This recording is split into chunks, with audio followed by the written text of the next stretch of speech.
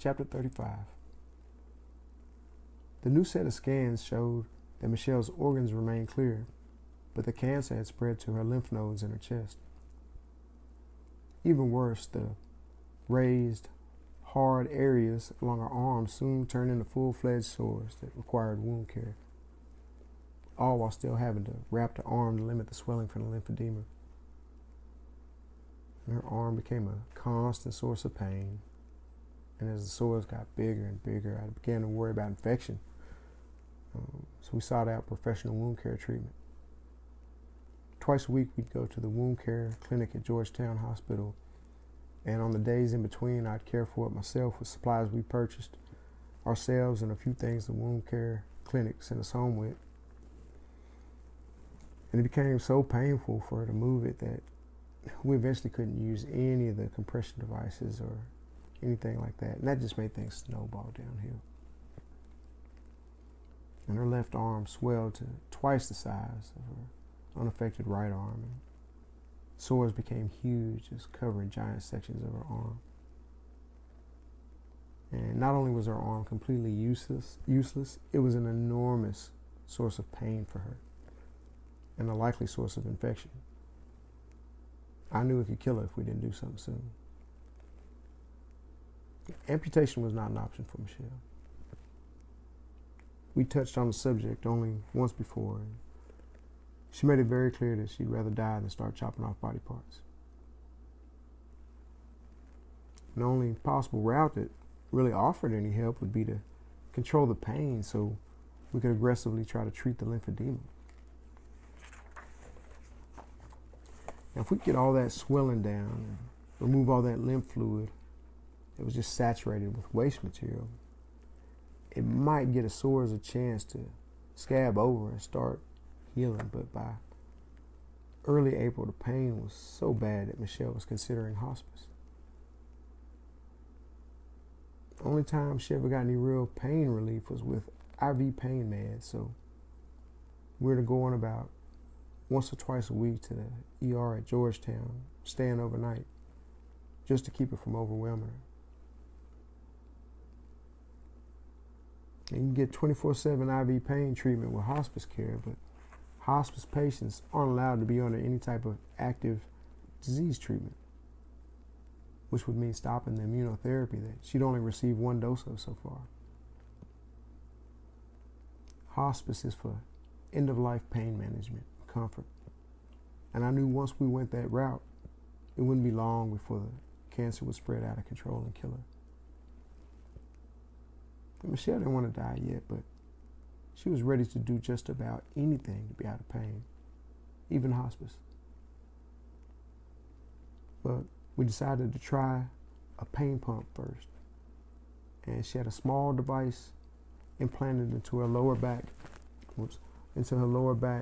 with a catheter connected to her spine delivering pain medicine. Unfortunately, the doctor was never able to position the catheter very effectively just because of where her pain was, and he just couldn't get into that part of the spine very good with it, and the pain never let up. And we would go days and days without sleep. Crazy. Just, you can't sleep because of the pain, and me because of concern, and her in pain, and just trying to care for her and help her.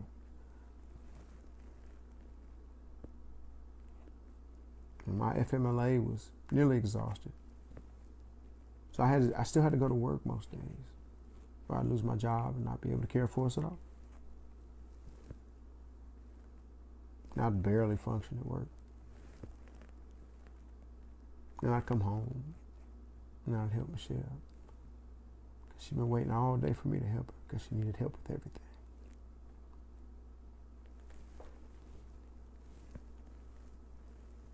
The physical and emotional strain of being a caregiver to someone you love who's in a tremendous amount of pain cannot be overstated.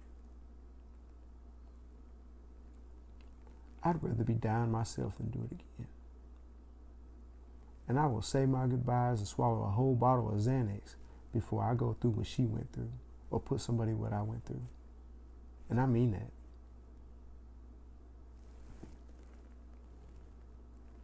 It's physically impossible to keep it up, but quitting is not an option. Seeing Michelle dealing with constant pain was enough to make me push through any amount of stress and lack of sleep. I'd have kept going until my body gave out if hers hadn't first. But I struggled hard.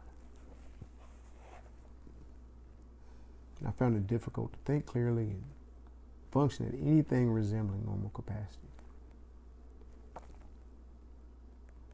I went weeks and weeks with barely an hour or two of sleep a night.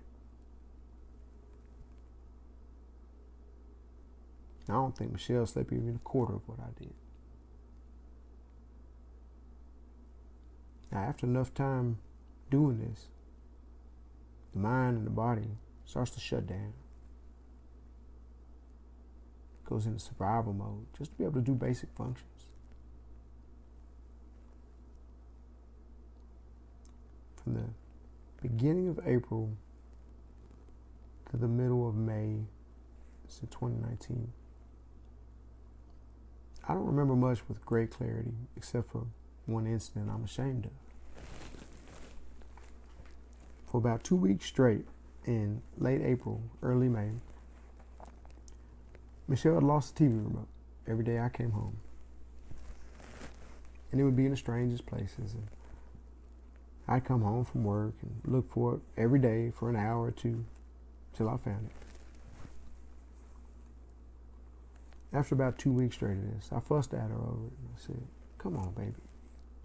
You can do better than this. You have to do better than this."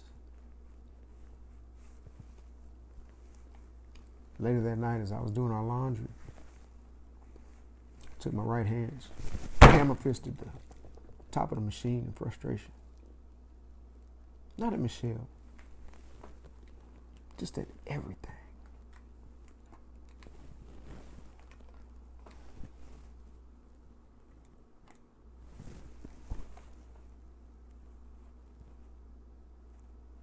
I lay with my head against the dryer for a few moments, and I realized how awful I was being to my poor Michelle.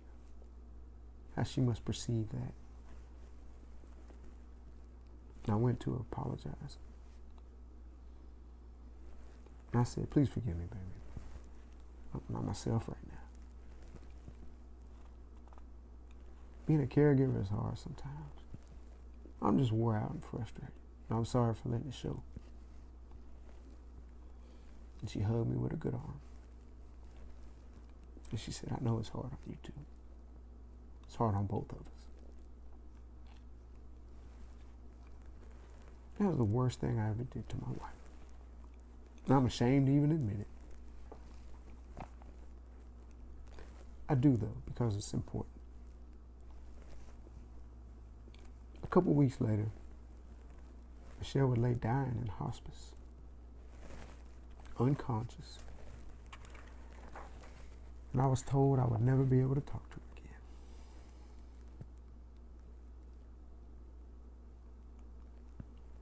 You cannot imagine the enormous regret and shame I felt at having fussed at my dying wife over a stupid remote.